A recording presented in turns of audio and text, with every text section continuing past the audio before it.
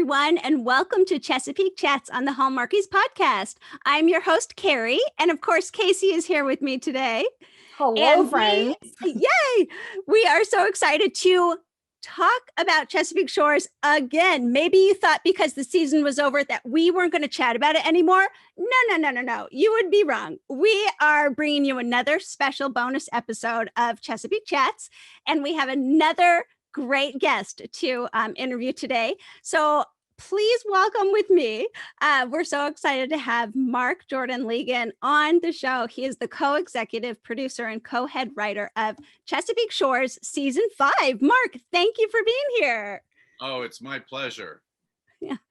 Well, you know by now that we are fans of the show. We love this show. So we just can't believe that we're able to talk to the writer. So it's just a dream. It's so fun. Well, as I was, saying to you before we started, I mean, I am such a fan of Chesapeake Chats, and it's so nice to know that there's this rabid in the best possible sense, but there is a rabid fan base for the show. But to be honest, I stumbled across Hallmarkies. Yes. And then found your podcast, and then I shared it with Fief, and then he was like, "Oh my God!" But it became a wonderful thing because when I would watch it visually on YouTube, but of course you have just the audio part. Yeah. And so when I was just driving, because Fief and I do both live in Los Angeles. Okay. So there's a lot of driving. A lot of podcasts. We would listen to I would listen to the podcast while I was, stuck in traffic. And it certainly made time fly. But seriously, we appreciate Chesapeake Chats. And you guys are, just, so smart and so articulate. And it really pleased us because as you guys proceeded to talk about the season, it made us feel so good because you guys got it. I mean, you guys got what we were kind of handed this situation, and then in trying to make the best of this situation, with Jesse Metcalf leaving at the last minute. I mean, it was less than 2 weeks from production. I mean, we had already gone out and scouted locations for his scenes. Right. And again, I mean, Fief has been in the business a long time. I've been in the business for over 20 years. So, you're supposed to learn that, nothing should faze you. You have to roll with the punches, but that's a big one though. Yeah. They still play games to surprise you. Yes. You think you've heard it all or experienced it all, and then something will come in from the side and you're like, wait, what? Yeah. And but to Hallmark's credit, there's a new CEO there, Wanya Lucas. Yes. And to her credit, she, even before the stuff, and then we knew we were going to have to, write Jesse out. Right. She kept saying, and this made us so happy. She goes, "I want it to be a family drama." Yes. And to be honest, and Kaycee, I also really appreciated in the, in the interview you did with Fief, you did your research. So you said, you and Mark have known each other for, you guys have really worked a lot together. And, I don't mean to repeat ourselves, but Fief and I met in college. I'll never let him forget this though. He's 2 years older than me. Whoa. But, so we've known each other forever and, best men at each other's weddings and everything. And we've worked a lot on our own, and yet we've collaborated a lot.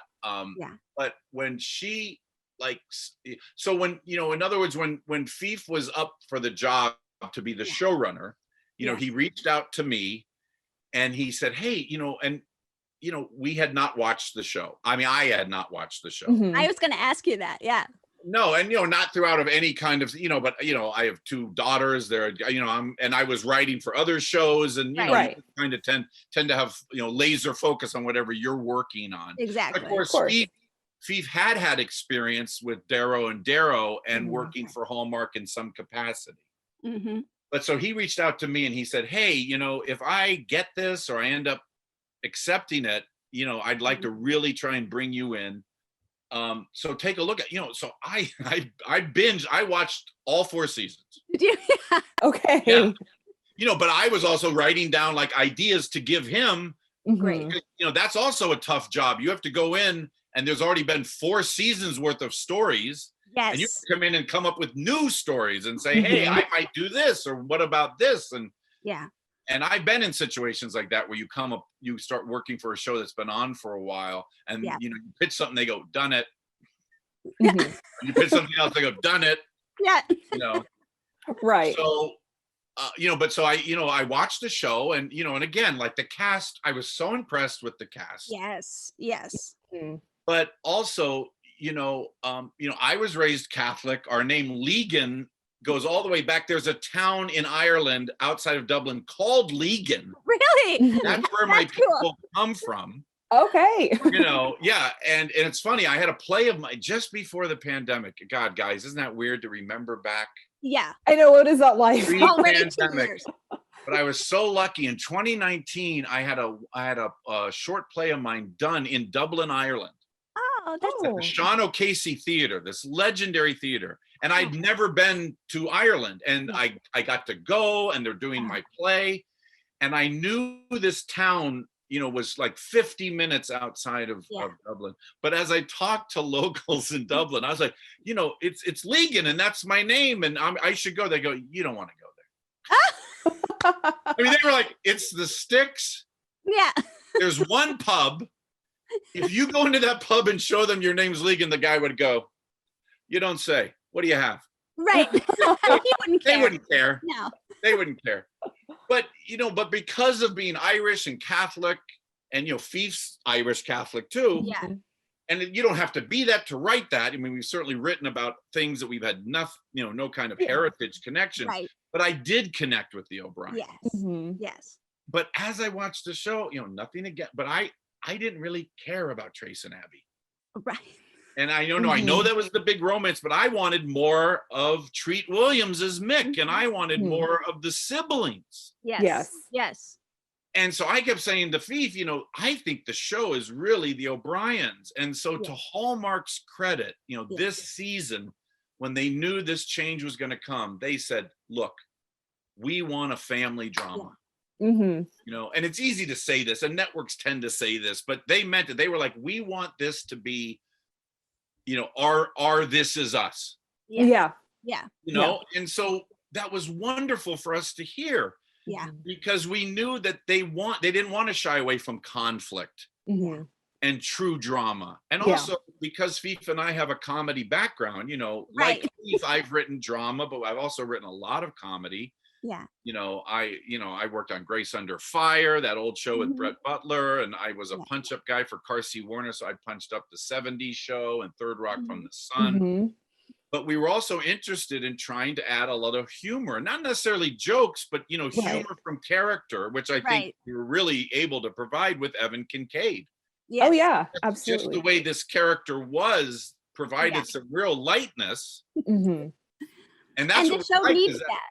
It did. Yeah, and that's what we liked, is when fans started to respond and they really liked Evan. Yeah. They were like, this is like a breath of fresh air. Mhm. Yes. Yeah. It really was. And to hear you guys, to hear the background of where you were coming from as writers, it truly sounds like you were able to actually come as a kind of a fan, like, hey, I want to see more of these other characters. Mhm. I like these other characters. Let's write something for them. And you knocked it out of the park. I mean, you truly gave I us. really appreciate that. And as I said, I have younger daughters. I mean, my God, now they're 21 and 26. But when they were younger, they were of the age, and my youngest daughter loved Once Upon a Time. So I knew who Megan Ory was. Yes. My daughter loved that show. She devoured. In fact, so when I told her, hey, I'm going to be writing on the show that, Megan Ory's on, she was like, Ruby, Little Red Riding Hood? And I was able to tell Megan that, once I got to know her better. I love that. Yeah. No, you all really nailed it on the head. I mean, as you probably knew, I was a little skeptical because the past 4 seasons were just, I don't know. There's a lot of things I found wrong with it. So when I was recruited into this, I was like, okay, fresh faces, fresh writers, Evan, Kincaid, and all this stuff. And I was very, like, my reaction was genuine. I was not putting on for the podcast because I was recapping it. Like, if I didn't like something, you probably would have heard it. But I genuinely really enjoyed it. And I was telling a friend who had, I think she watched maybe a season, like season 1, and then just was like, not for me. I was like, no, you need to watch season 5. Yes. It's reminiscent of kind of like Hallmark's version of Seventh Heaven. Because, it's like that whole family. Yeah. Yeah, some humor here and there, but it's a family, it's a legitimately a family drama. Yes. And these people are facing real problems that you would face. And the one thing I really appreciated this season was how the triangles were construed. And that was one thing I was very nervous about, because sometimes triangles are not done well because you have the main lead and they're just wishy-washy, back and forth and back and forth.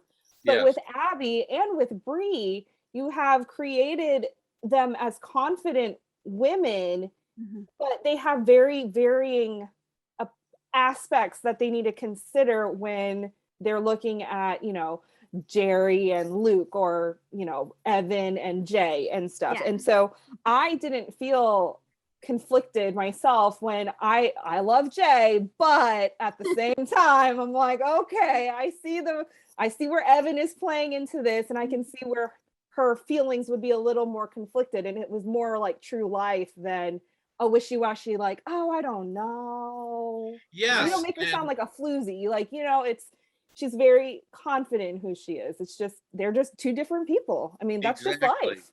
And, we also, rightfully so, for any kind of series that is continuing, that has some serialized storylines, we inherited storylines and we had to deal with it. So we wanted to deal with the Dilfer thing. We inherited that. Right. But then we, and again, Andrew Francis was so happy that we gave him so much to do this. You did. And my dad, see, I grew up, my dad's a lawyer, and like, so I grew up in a house with a lawyer and legal stuff. And so, I found that racial inequality case that was based on a real case. And I was so proud of that scene. Yes. And Andrew hit it out of the park, but it made me feel good because my father, after he watched that episode, he said, because like it is, like lawyers will watch legal shows and go, oh my God, that would never happen. Or cops watch cop shows and go, are you kidding me? But he said, he goes, that was spot on. Yes. And and the other thing, to be honest, my dad, when he graduated from law school, and he was a first generation American, his parents were immigrants. Yeah. He tried to open his own shingle. I mean, that was all my idea of Connor after getting out of the shark-filled corporate law firm that he was in, was going to hang his shingle in his own hometown. And my dad did that. And his mom answered the phone. So that's why I pitched have Nell cover but I think that stuff worked because it's from real stories. Absolutely. You could tell. And not to get ahead of what might happen with Connor, because that won't be, but in real life, after a year, my dad was like, I've got to get out of this town, because everybody knew him. Right. And my dad's name, for better or for worse, is Herbert, but all these old immigrants are like, Herbie, you guys, like, they didn't expect him to charge them anything. They didn't understand American law. No. And that's where we had that joke where Connor is like, in the beginning, he's like, well, I've got a property line dispute, and a zoning dispute. Well, one of the first cases my dad had was a property line dispute between two immigrants. Oh no.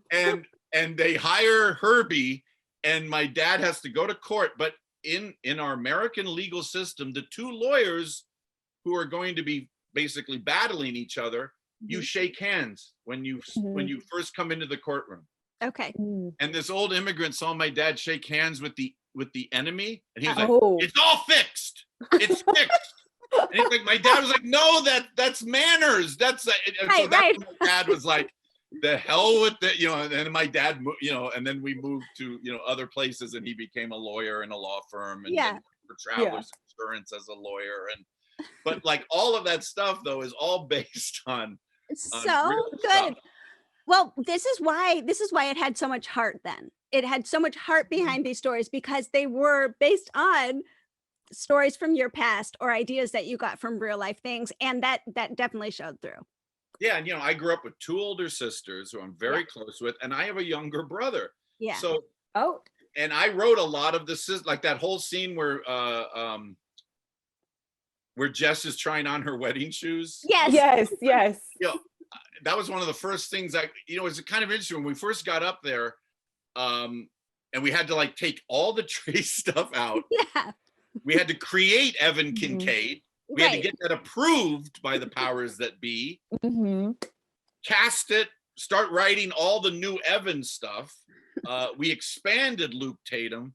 I'm just saying, so there were times though when we were like, is this episode going to be a little short?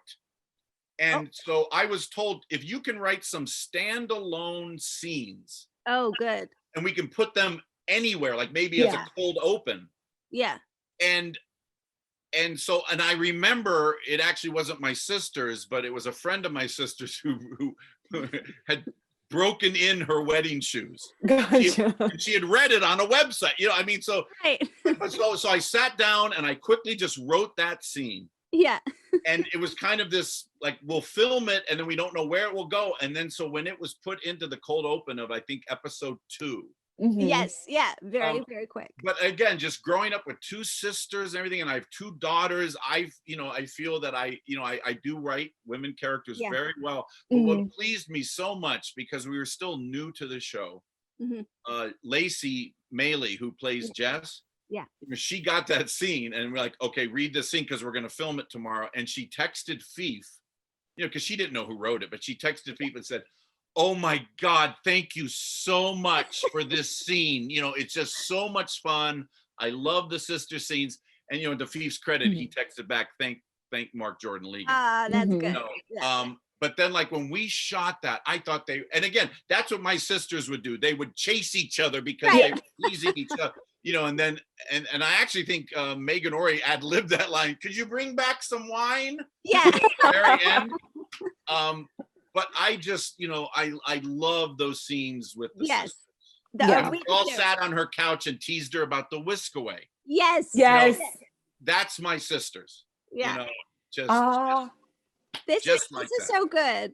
This is good to know because kind of answers some of my questions, but I do want to ask you these questions about like when you come on with the writing team, how do you decide who writes what scene, what episode, how do you divvy that up?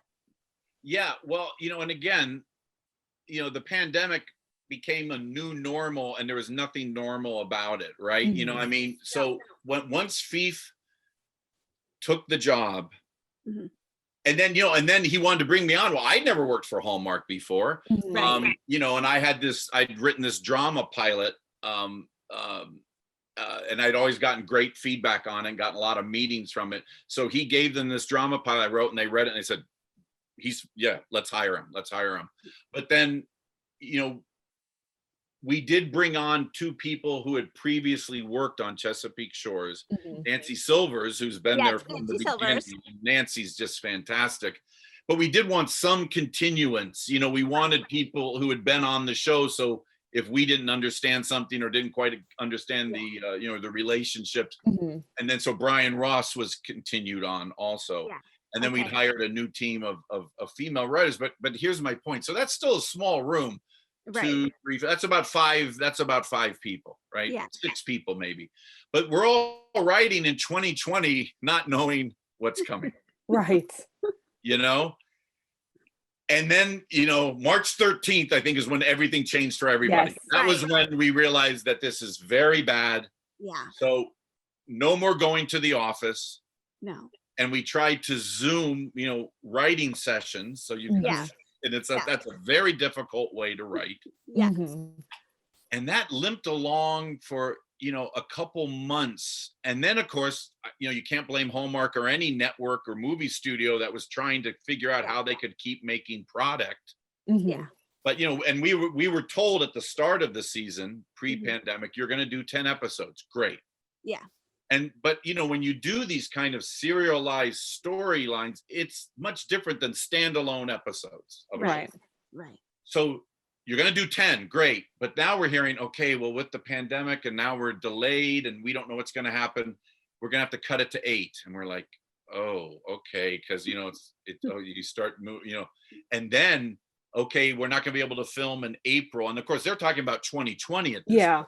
a normal schedule that we thought we were going to keep, maybe June 2020. And then we'd hear after the 4th of July 2020, but it's going to have to be 6. Yeah. And that's when I was like really bummed, because I knew to chop it all down, what we had kind of planned to 6, it was just going to be truncated and forced. And then, to Hallmark's credit, they just finally, in I think mid-July, said, you know what, we're putting a pin in the whole thing. Let's just all step back. And that was the right thing to do, by the way. It was. Because nobody knew what was going on.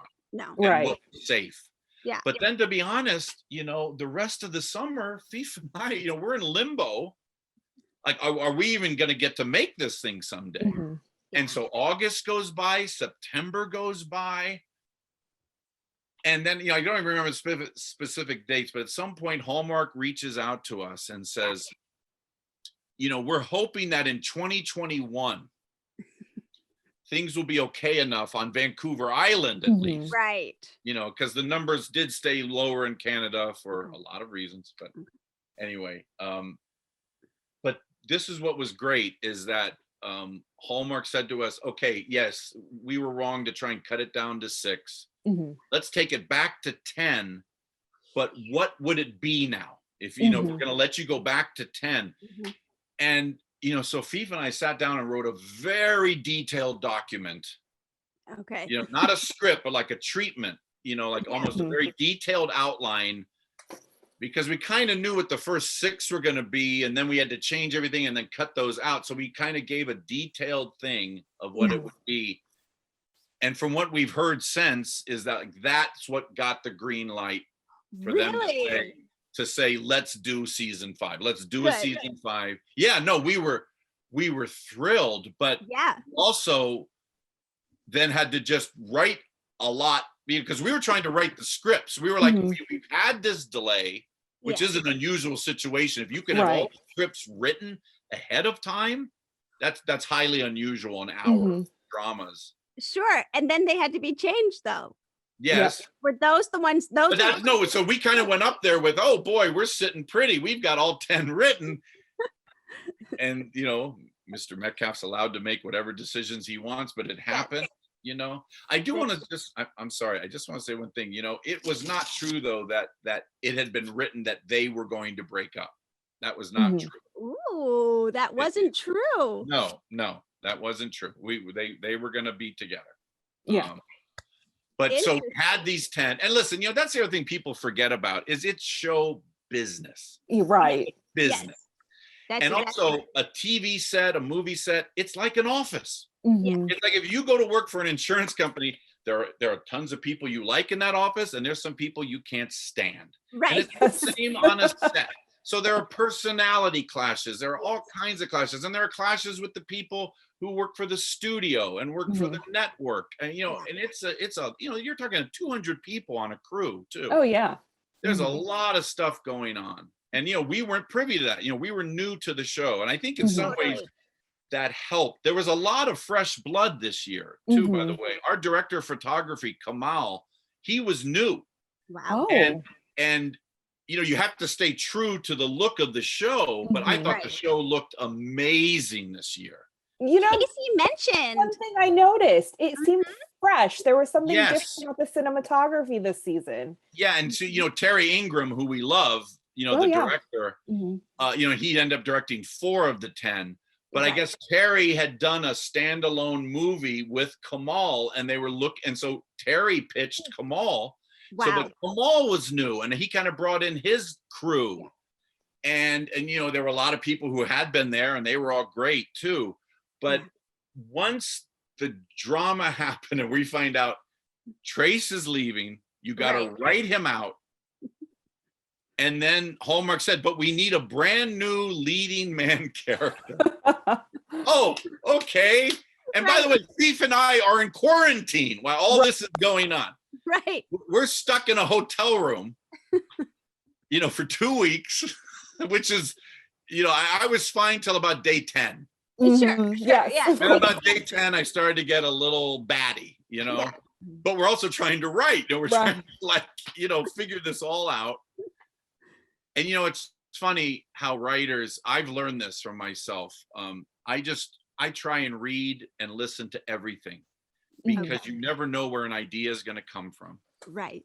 And I think you guys know this. I think Fief mentioned, but Fief and I do a podcast as well. We do a podcast called Film Freaks Forever. Because he's a huge film buff. And a little side thing I've been on National Public Radio. I've been on NPR for 14 years. Yes, I saw that in your bio. I think that's wonderful. Yeah, and it's funny. I started doing pieces just on standalone film or weird film, or and then one time at the end of my piece, a voice on NPR said, that's writer and film historian Mark Jordan Legan. I went, wow, I guess I'm a film historian. Instead of a guy with a lot of useless movie trivia, they've now legitimized it. Mom, I'm a film historian. If you're confident, Mark, you can just pass for anything. Right, absolutely. Like, just say it. but so we do we do this podcast once a month, and it's really popular. We hear from people in France and Australia and the Middle East, and it's great. But so, and then that's why I kind of found you guys, because I'm always looking for podcasts. Okay. And I had found Hallmarky that way, just kind of, I think, just looking up, podcasts and searching. But my point is that I had come across a podcast that, I'd like to listen to podcasts when I'm taking my walk in LA. I try and walk at night. And there was a podcast called The Hidden Brain. And I highly recommend it. It sounds very clinical, but it's not. This guy's like a Harvard professor, and he's more interested in the social study of the brain. Like, why do people do what they do? Right. Why do people work in the professions they work at? And so there was a podcast episode of The Hidden Brain that had Alan Alda in it, the star of MASH, and the great movie actor and everything. And I won't go into the details of that, but I enjoyed that one so much, I just listened to the next one. Okay. And the next one, it was fascinating. This guy, the host, was interviewing people who were finance managers for billionaires. Wow. And again, like, what a weird job. Right. And because you're handling the money of a billionaire, you don't need more than 1 or 2 billionaires. And if you're getting 15% of that money, you're sitting pretty. Yeah. But again, like, I never would have thought of that. And yet this guy started, and so the interviewer says, what's the one thing about working for a billionaire that surprised you? And this guy says, my phone would ring all the time at 3, 4, 5 o'clock in the morning. And I had to answer it. They're my client. Right. They're billionaires. They're powerful people. And they never wanted to talk money. They never wanted to talk investments. They were lonely. Oh. And a light bulb went off over my head. Yes. And not even from Chesapeake Shores. I just went, that is a great character. If you can figure out a character who's a billionaire. Yeah. And everyone thinks he has everything in the world, but what if this guy didn't? And in the podcast, they said, the guy explained, he said, you got to understand, most of them, not all of them, most of them are estranged from their family, because the family, all they want is what's in the will. Right. What am I getting in the will? Yeah. And they don't have any real friends, because what do you want from me? Yes, exactly. And so they don't trust anybody. No. Right. No. So I found that. So then when we were told we need a new character, I told Fief about this podcast, and I said, what if there's like this billionaire entrepreneur who's now getting into real estate? Yeah. And he comes to Chesapeake Shores, he hires Mick and Abby, and he's like this guy, and to Hallmark's credit, they said, whoever this new character is, we want him to be the opposite of Trace. Yeah. Which was be very kind of down and serious. And, yes. And so I said he should be like, like a golden retriever, you're like, what's that? What's that? Like that Pixar movie, Squirrel, Right.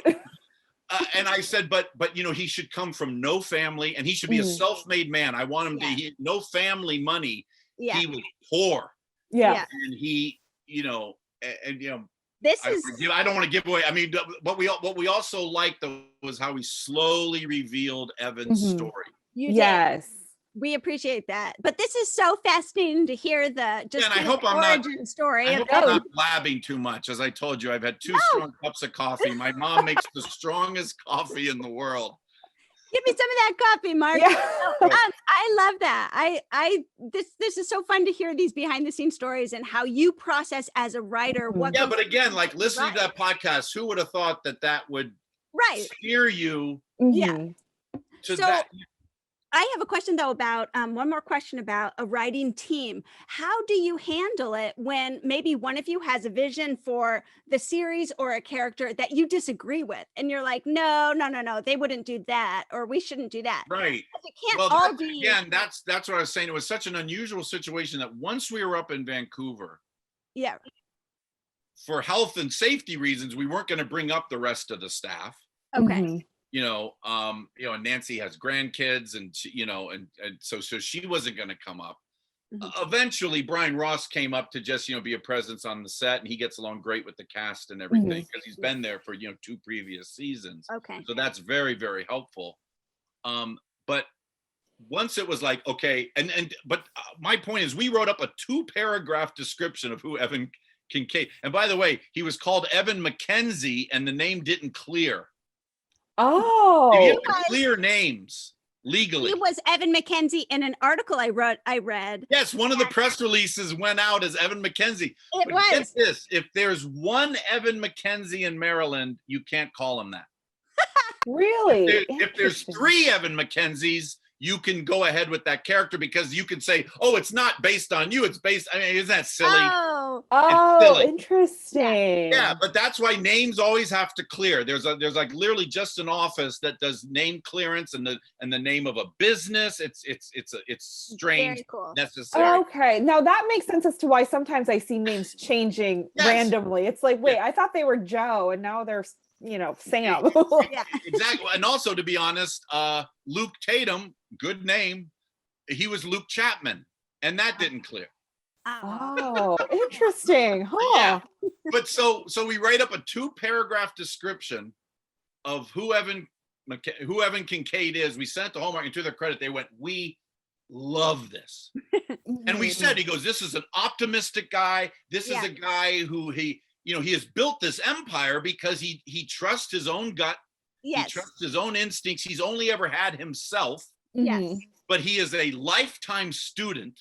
Yeah. He's curious about everything. Yeah. He probably has ADHD. But he loves he's just like that. And that's why, like, throughout the show, it'd be like, "This is the best sandwich I ever had." And Abby calls him on it, and he's like, "Do they have good fishing here?" "Yeah." "Oh, I've got to try fishing." Yeah. And he's just this odd guy, and we wanted him to be that way so that Abby would be like irritated by him at first. Right. And she's so annoyed, and Mick, at first is annoyed by him too. Yeah. And then they go to Hallmark's credit, they suggested Robert Buckley. Well, okay. We weren't aware of him, and he had done that really good Christmas House movie, and Treat played his father. Yes. So what was great is once they suggested Rob, Treat called us and said, "Hey, I love this guy." Oh, good. Because Rob agreed to play the part without a shred of dialogue being written for him yet. So what was his incentive? Like, why did he say yes then to the show without? He had his first baby coming. Oh, that's why. Babies are expensive. No, to be honest, I mean, in hindsight, I'm going to go work on a Hallmark show. I've never worked for Hallmark. I have 2 daughters in college. So sometimes that's the motivation. Right. No, I mean, Rob, all Rob had to read was those 2 descriptions. I mean, those 2-paragraph descriptions of his character. So he knew it was an interesting character. Yeah. And he loved Treat. And, again, God bless Treat. Treat is the nicest guy in the world. Yeah. But to his credit, Treat's, God, he's had a 50-year career, right? Yeah. And when Treat read our first couple scripts, he was our fan, he personally called each of us individually and said, because he already could see that Mick was going to have a lot to play. Yes. So much character development, many good scenes. Yeah, but so then Mick said to Rob, these guys are great. I think trust it. But that's the interesting thing, though. He knew his wife was going to have it. So we also had to shoot a lot of Evan's stuff all together because he had to be out of there by late June because his wife was due in early July. Yeah. Oh, wow. So he was really just thrown in there. Oh, absolutely. And then I got to tell you, when he got the first script, because episode 3 is when he finally appears. Mm-hmm. Right. But I'll never forget, and Rob and I have become like the best of friends. We text and email each other all the time now. And oh my God, his son is so cute. Oh, and his son has like Rob Buckley hair already. He sent me a picture of his hair. So it's genetic, obviously. But Rob called me after, like, I guess we were able to give him 2 scripts in a row, like like episodes 3 and 4. Yeah. He called me and he was so happy, but he also said, he is like, I don't know how you guys did it, but you've got my voice, and to be honest, we went on YouTube to try and see as much of him as we could. Nice. And he was just on some talk show and, he's just naturally funny. Yeah. Right. And so we saw that. We said, oh my God, he's very glib. He's very witty. Yeah. And so that helped. But then oh my God, he could just, and then I go, look, I don't want Evan to just walk into a scene. And I'd seen somebody on a hoverboard in Vancouver Island. I said, he should come in on a hoverboard. And Beef goes, yeah, that's great. That's great. But my point is we were under such crunch time. Fief and I basically wrote season 5. Yeah. We took the drafts that were already written, and that's what we were doing all weekends. On the weekends, after we were done filming all week, Saturday and Sunday, we would have to break the stories. And then Fief and I have known each other long enough to answer your question about what happens when you disagree. Right. Yeah. I mean, it does happen, but we were in such a groove. Yeah. This show. Yeah. That we would break the story and then Fief would go, how about if I take this scene? So he would take 5 scenes. I would take 5 scenes. I'd go up to my hotel room. Yeah. I'd write those 5 scenes. He'd write his 5. We'd put them together. He would do the final pass, then send them to, but and it worked. I mean, there are times when it did not work, but it just worked, and I got to say, there was something nice about, because of the crunch time and the executives from Hallmark who covered our show, Lori and Kate, they were fantastic. Yeah. And they were so supportive. And, we would get some notes sometimes, but lots of times they were like, we love this. Like, this is great. And Hey Hallmarkies, it's time to take a quick break to talk about something super fun. How would you like to party with your favorite celebrities from the Christmas and seasonal movies that you love so much? If you enjoy watching romantic dramas on network television and streaming services, you don't want to miss the Rama Drama live event coming soon in 2022. Spend the weekend escaping into the Rama Drama world and meeting your favorite on-screen celebrities like Trevor Donovan, Ryan Pavey, Andrew Walker, Jen Lilly, Wes Brown, Brittany Bristow, Aaron Cahill, Rob Mays, and more. These fan-focused in-person parties cater to movie lovers just like you. Make memories, leave with photos, autographs, swag, and an exceptional experience to last a lifetime. Join us in Palm Beach, Florida on January 7th through 9th, 2022 at the Palm Beach Convention Center. You can get more information and your tickets from ramadrama.com. Again, that's ramadrama.com.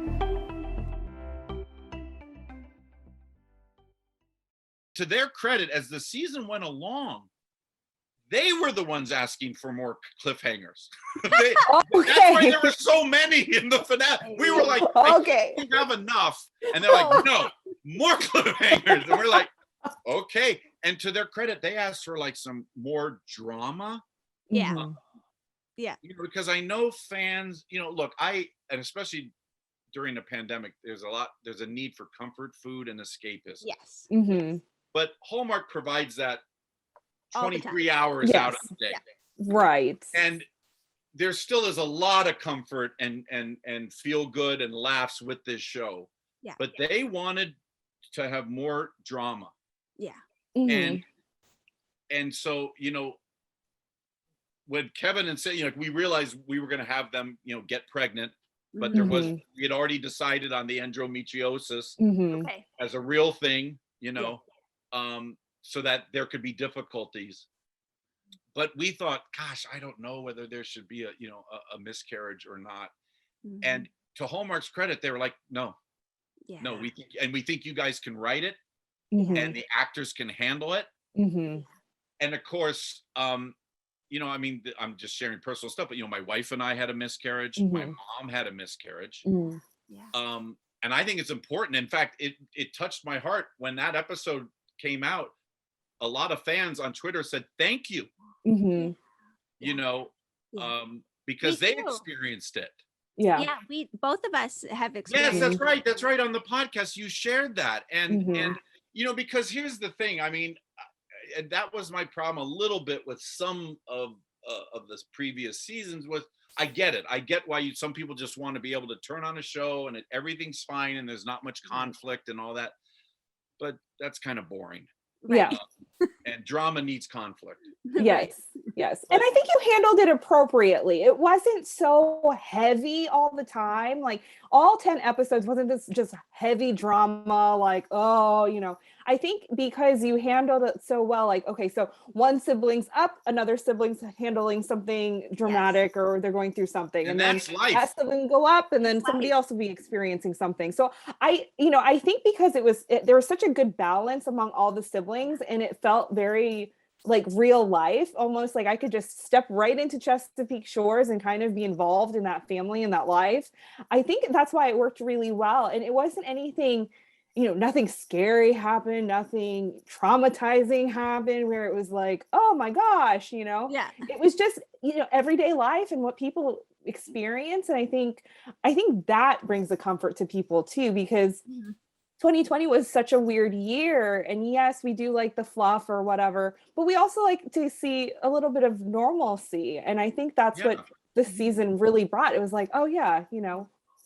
Right. And there was still the romance, you know, the budding romance between Luke and Bree and Margaret. I mean, oh my God, how about that for casting? Right.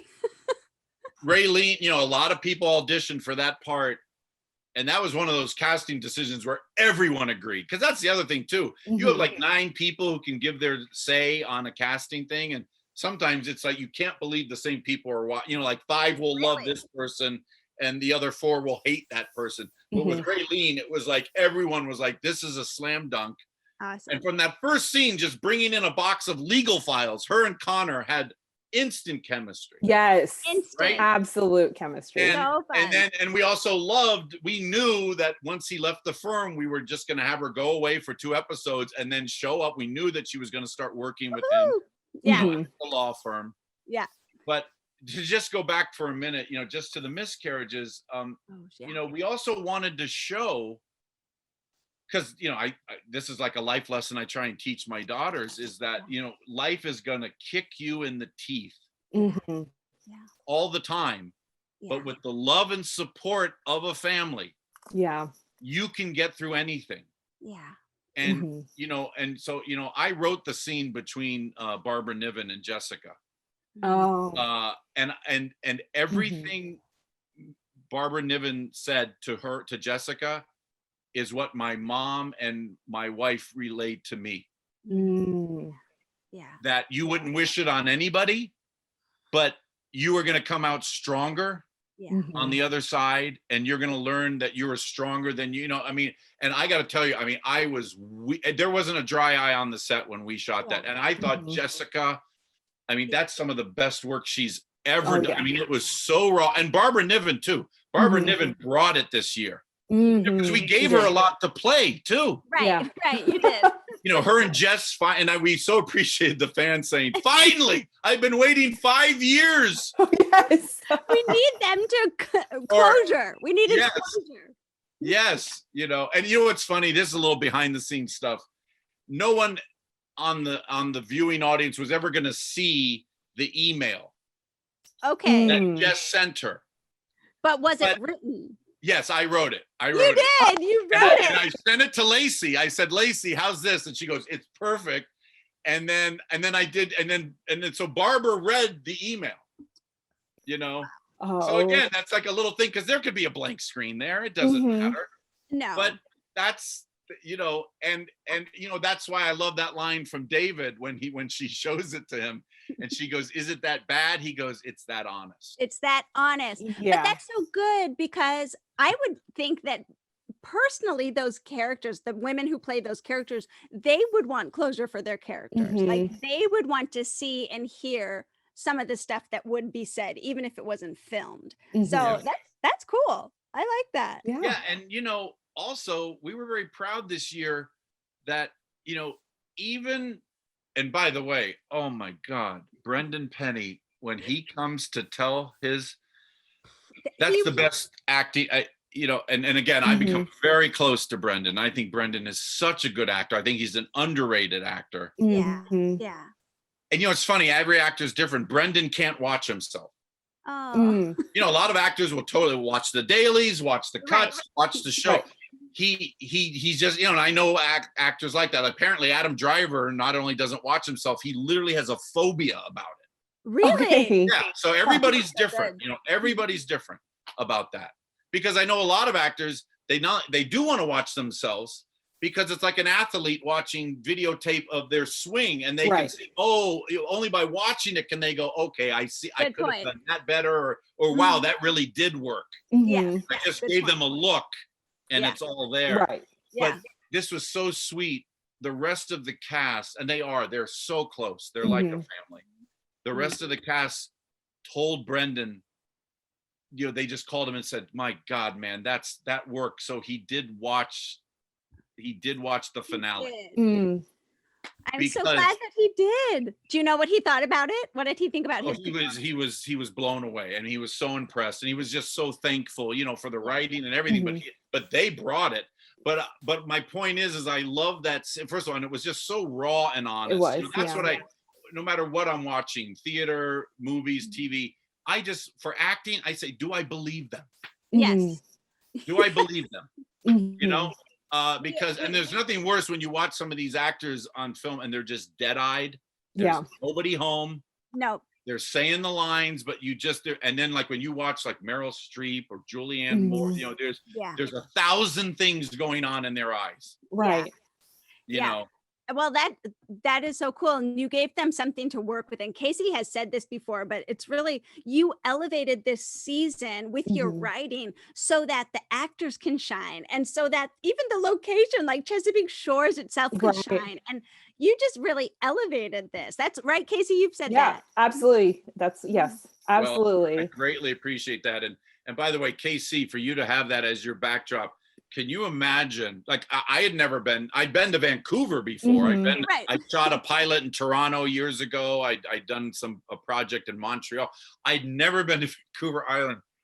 And listen to me, it is more beautiful than even the show shows. Really? I mean, when we have to shoot there at the O'Brien house, I mean, every day I would pinch myself. I'd go, I am so fortunate. I am, you know, I mean, that place is special. It is really special. And look, and from being at the real Chesapeake Bay, of course it doesn't look like that. But, no, it's beautiful. There's no mountains. But you know what? It's television. It's fine. You know, it's fine. Right, But, you know, that scene when Brendan finally has to confide in them. And then when Mick and Megan confide, we know what you're talking about. We lost a baby too. And then Megan is able to share that happened after Jess. Yeah. Yes. That helped answer a lot of stuff. And you know what? And I'll share this because look, the season's over. This is a post-season 5 podcast. And I know people are aware of this, and I'm sure you're aware of this. You know, we're an hour show, but it's about 45 minutes of actual show. And there's about 15 minutes of commercials, as you well know. And there are times when, you know, we'll go into editing and we're 6 minutes long. Yeah. And you got to cut those 6 minutes. Where? From where? Exactly. And that is some of the hardest stuff to do. Now, of course, what you end up having to cut is you have to tell the story. So you can't cut plot. Right. You know, and there's so many good scenes that it's obvious you can't cut that. But so lots of times you got to trim here, you got to trim there. And you know, it's very interesting though. And I know I'm jumping all over the place, but there's a really good standalone scene when Bree is all nervous about teaching her first class. And she's in the park, you know, worrying. And Kevin walks by and she asks Kevin for his help. Right. Yes. Right. And it was, but again, me and my sisters, he teases her, you know, he's like, yeah, you a teacher. And she goes, well, I'm sorry, but you're my younger sister. I saw you eat mud. Right. And she goes, you know, well, you gave it to me. He goes, well, Abby told me to. You know, they get completely off track. Well, anyway, it was a very funny scene, but it wasn't necessary. Right. You know what I mean? I mean, it was great. And it did continue the story that she was nervous, but it wasn't essential. Right, right. So we actually had cut that from an episode. And Hallmark called us and said, where's that scene between Bree and Kevin? And we said, well, we had to cut it. They said, you got it. So it ended up back in 3. You know, it was one of these free floating scenes. So that's lovely. But it's so lovely. But listen, there was a scene between Nell and Evan. You know, because you can tell Nell likes him, right? Yes. Yes. And the way she cooks for him and brought him muffins and the blueberry crumble. But do you remember he makes an omelet in the kitchen for Mick? Yes. And then they go see the plane. That was such an amazing scene, right? And then they come back and we actually, so in the episode, we just pick up with them drinking beers. He's opening his beer for him. Well, in the episode prior to them opening beers, they're sitting down with the beers and Nell comes out. And you know, it's look, this happens on every show. You lose this stuff. Yeah. And maybe on the DVD box set we can do, you know, deleted scenes. That'd be fun. But Nell comes out and goes, did you make an omelet this morning? And he goes, yeah. You didn't clean up after yourself. And he goes, and he's a billionaire. Of course he didn't clean up after himself. He has maids. But he goes, she goes, you didn't clean up after yourself. And he goes, yeah, that's a bad habit. And Diane Ladd goes, like lasers, and goes, yes, it really is. And then she turns around and walks off, and Evan looks at Mick and goes, oh no. She's so mad at me. And Mick goes, she'll get over it. And that was based on my mom. Like, if I don't do my dishes here, oh my God, I'm in the doghouse. Trouble. You know, that's just an example of a nice, you know, in other words, nobody missed it. Nobody knew better. Nobody knew, nobody's the wiser. But it is interesting that there are these nice little things. Yeah. But when Megan mentioned that it was after Jess, one thing I really missed was we did have a scene between Mick and Megan. Oh. And they bring up the miscarriage, but then when it happened after Jess, he says, yeah, I didn't handle that well at all. And he goes, I would handle it better now. And she goes, we would handle everything better now.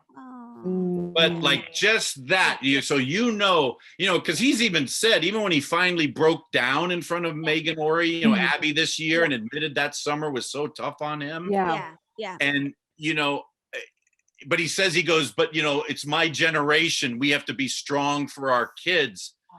Well, he's that generation that you don't talk about it. Right. No. But obviously, if Megan was going through postpartum from the miscarriage and depression from the miscarriage, and he's not there for her, and he is working 17 hours a day, and she's got 5 kids, it just helped. It helped fill in some gaps. Yes. Some big gaps. But I think this is kind of cool. Like it's how one generation can learn from the other, because sure, he's not from that generation, but now as he's older and he sees the value of addressing something and talking openly about it and clearly about it, now we get the benefit of seeing his growth from that, because his children are coming back and they want to solve this family mystery, and become more of a happy family. But it was such great growth for him over this season. Oh, the actors were, that's just it. Fifa and I, it was such a joy to write for all of them. I mean, for all of them. All of them. You know, that's just it. The cast themselves, they were so pleased because like I remember when a couple of the scripts came out, and I think it was either Amelia who plays Bree or Megan who plays Abby, but they said, Hallmark's gonna let you have Luke be an ex-convict? And we were like, yeah, you know, because like that, you know, that they normally wouldn't do that. I mean, he's not just a character who moves through town and he's a shady guy. Right. This is a major character. And you know what? That's the other thing, you know, when Fifa and I were really kind of finishing up the season, we said, you know, this season is really about redemption. Because Luke Tatum, you know, through a series of just bad mistakes in a bar, his life is ruined. Right.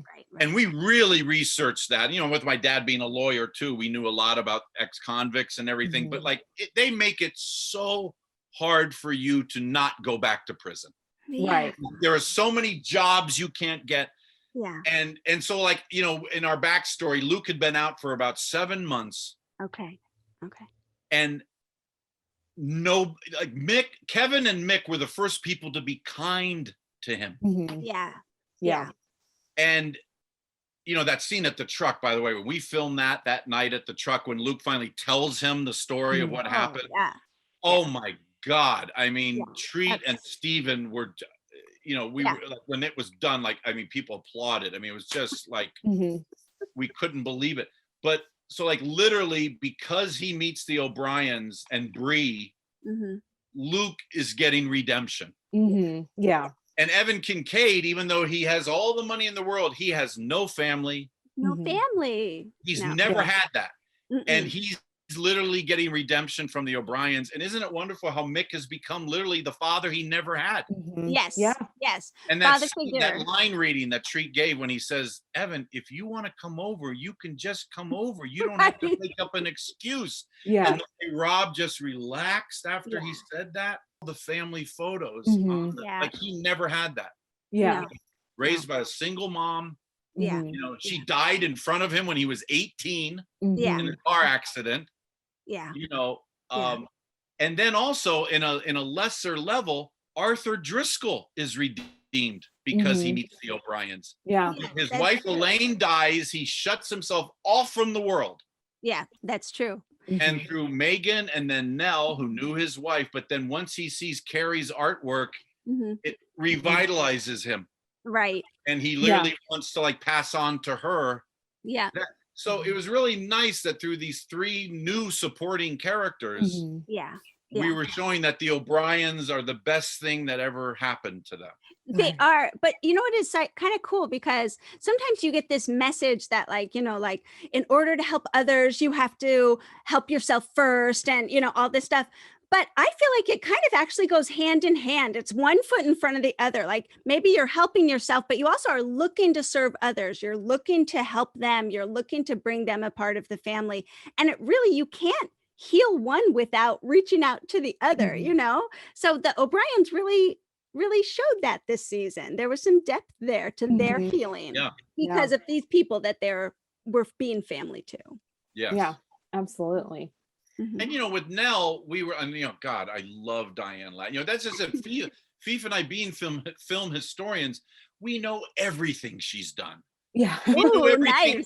We knew everything Treat had done. But like when I met Diane Ladd for the first time, I said, "Your first movie was with Steve McQueen, The Reavers," and she was like, "How did you know that?" You know, but like it was such a joy. Like in between scenes, I said to her, "Who's the best actor you ever worked with?" She goes, "Christopher Plummer," without blinking an eye. She goes, "Christopher Plummer." I go, "Who's the nicest actor you ever worked with?" She goes, "Paul Newman." Oh, of course. But I mean, you know, she's worked with everybody. Wow. Yeah, she really has. But you know what I mean? It's like a two-way street. She saw like how much respect we had for her, and she was so grateful and appreciative of the writing because Nell had so much fun to do. I mean, you know, her answering the phones and talking people out of using a lawyer. I know. Well, you wrote such a good character for her. You know, she wasn't just a throwaway, the grandma character. Or just come in and give a line of wisdom and then leave. Mm-hmm. Yeah. And then, and that's the other thing too, is that, Jessica, who plays Sarah, Mm-hmm. I mean, Kevin and Sarah are adorable, but she was so appreciative. Like when she finally had that scene with Jess. Yeah. Yes. I think this is the first scene I've ever had without it being Kevin in the room. Yes. Yeah. And then there were a couple times when like Bree, even like Amelia said, like, I don't think I've ever just sat out at the point with one of the sisters and had this scene on the bench. And Kevin giving advice to Abby when she was really still trying to get over Trace, and they had that scene on the log looking out at the water. Yeah. Such a good scene. But it was just nice to kind of, without us even planning it, just shaking things up. But the actors were certainly well aware of what they had and hadn't done before. But they were appreciative. It sounds like they were so appreciative. They were so appreciative. Yeah. And so gracious, and as I said, I mean, we become. And by the way, Treat Williams is a real film buff. So my God, did FIFA and I connect with him? Because he rents a house. Most of us stay in a hotel. He rents a house on Vancouver Island, and it has a screening room. Ooh. And so, even though almost every weekend FIFA and I were writing, he would say, look, take a break, come over Saturday night, and we would watch movies together. Oh, that's You've fun. had him on your podcast?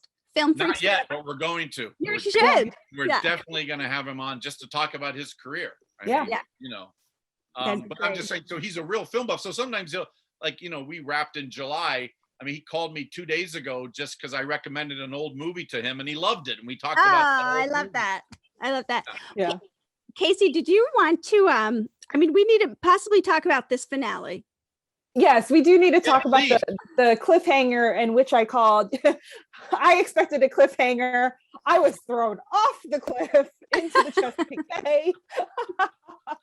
So many.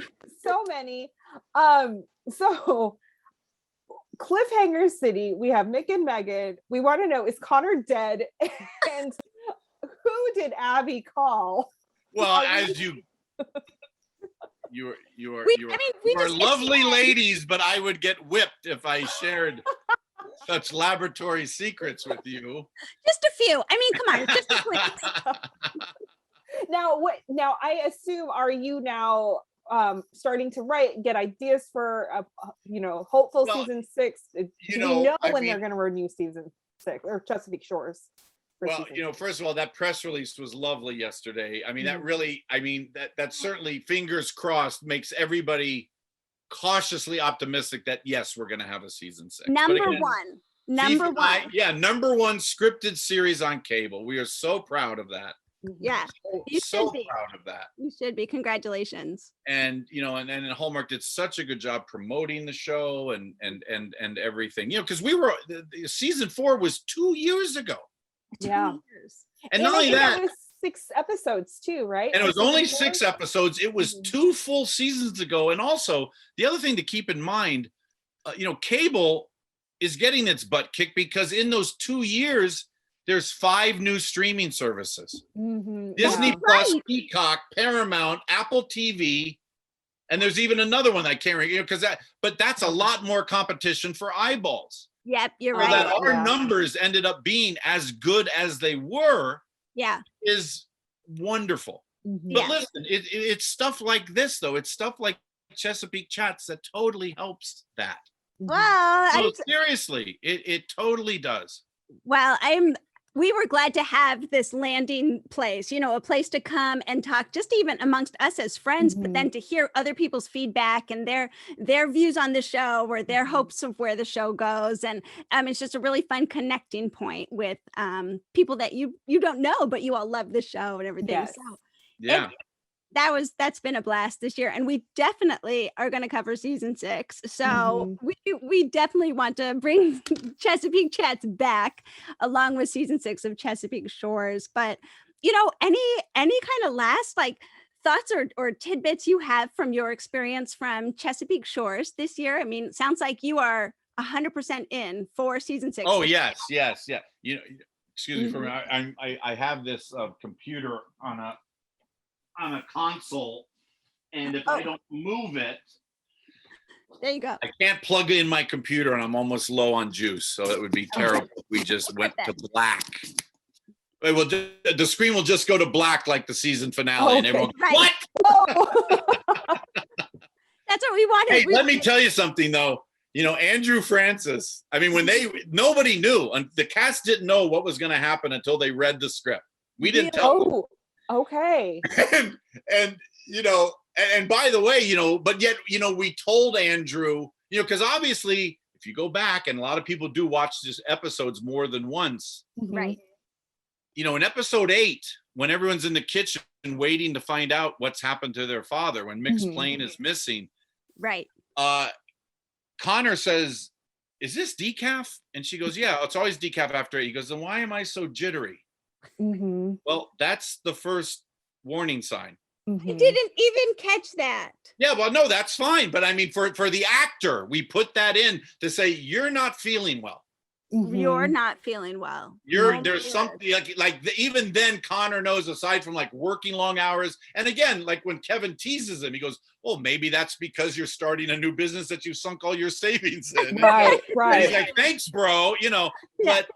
But that was the start of it. So, because we wanted him to be able to start to play, the headaches and the grabbing of the back of the head and all the aspirin.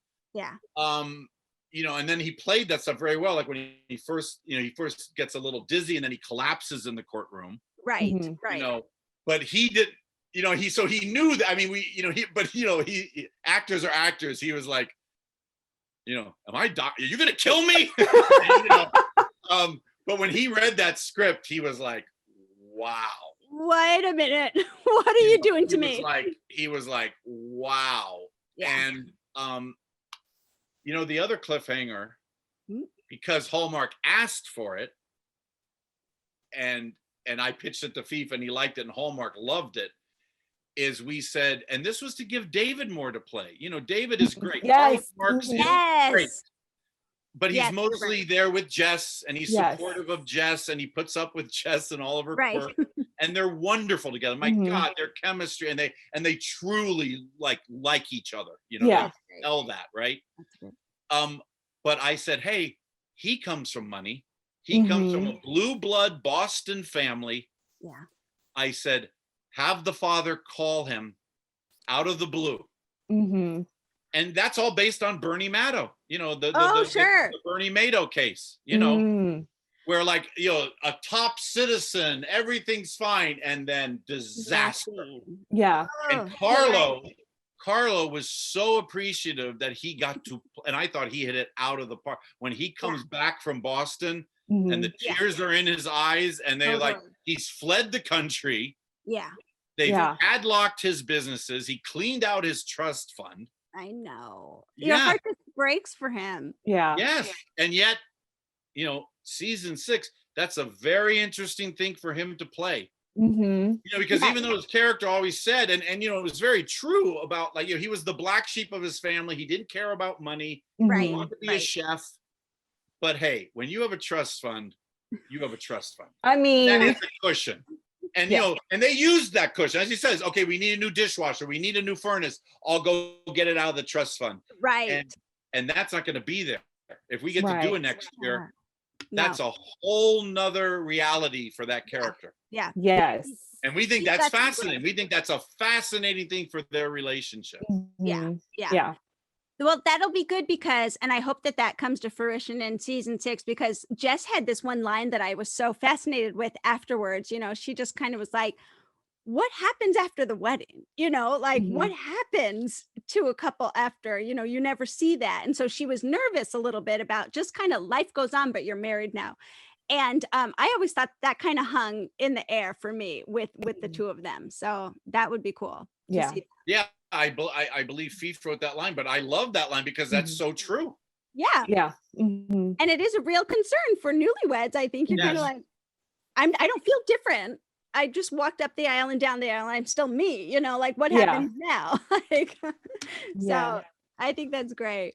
Well, well, really fun, quick tidbit. Oh, I don't know if you caught this on our podcast, but really early on when we were doing our preview show, hadn't seen a single episode, Kari had posted and said, I think that Connor is due for something big to happen to him. Little did we know what he had planned. I'm sorry, I didn't mean it. He definitely has a great cliffhanger. I mean, life is going on one hand, life is going really well for him. New business, great girl. He's getting along with his father. He's getting along with his family. And then now his health. He's 28 years old. What is it? Yeah. We need answers, Mark. We need answers. Season 6. He was bit by a radioactive spider, and he's now going to have superpowers. Ooh, okay. New direction for Chesapeake Shores. We'll wait for Stan Lee to sue us. You heard it. But seriously, we love the podcast. We love Chesapeake Chats. Thank you for having me on. Seriously, as I said, it's not just that you guys are fans of the show. We appreciated all the analysis and your coverage of it, and it really means a lot to us. Well, thank you. It was such a pleasure hearing your stories and you talking to us and sharing all these tidbits.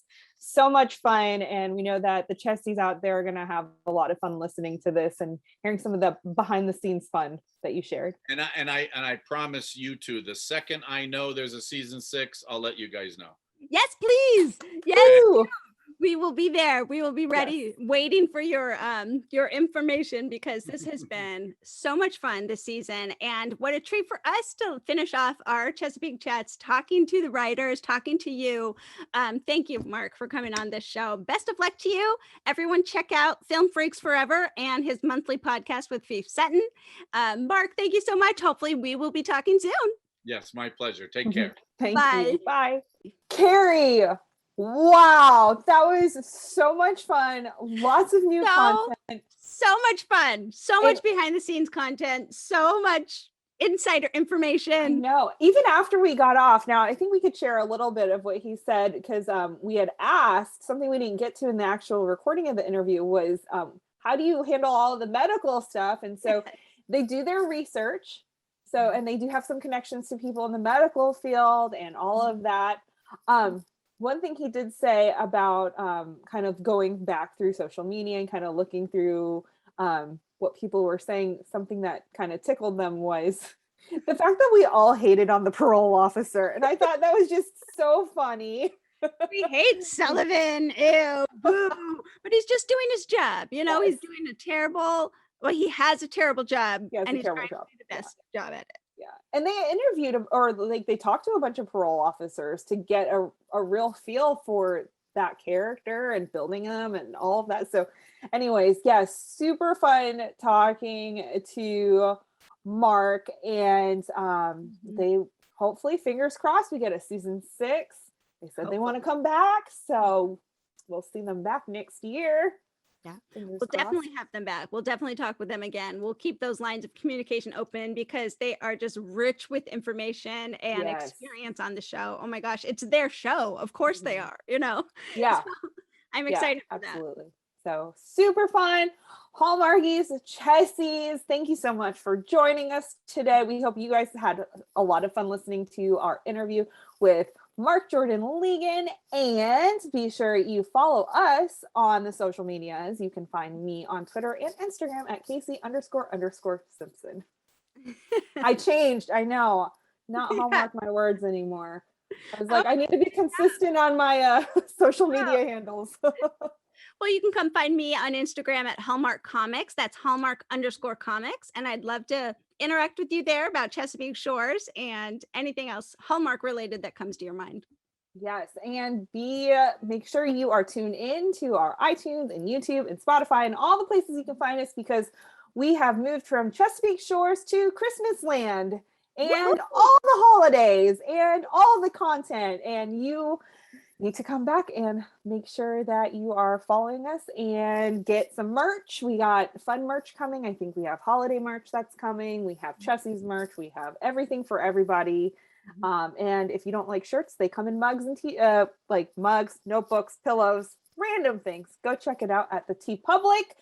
Follow the Hallmarkies podcast wherever we are on social media, Facebook, Instagram, Twitter. And I think that's it. It's been a really long time since I've ended a show on the Hallmarkies podcast. So Kari, am I missing anything else? I think you got it covered, Kaycee. So definitely, you guys, this was so much fun. Thanks for joining us on Chesapeake Chats. We will talk to you later. Bye.